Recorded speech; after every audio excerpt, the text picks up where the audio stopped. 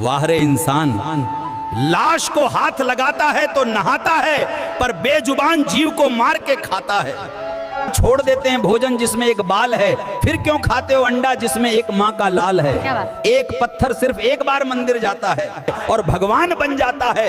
इंसान हर रोज मंदिर जाता है फिर भी पत्थर बन जाता है। एक माँ बेटे को जन्म देने के लिए अपनी सुंदरता त्याग देती है और वही बेटा एक सुंदर बीवी के लिए अपनी माँ को त्याग देता है। जीवन में हर जगह हम जीत चाहते हैं, सिर्फ फूल वाले की दुकान ऐसी है जहां हम कहते हैं कि हार चाहिए, क्योंकि हम भगवान से जीत नहीं सकते। कलयुग की यही सच्चाई है।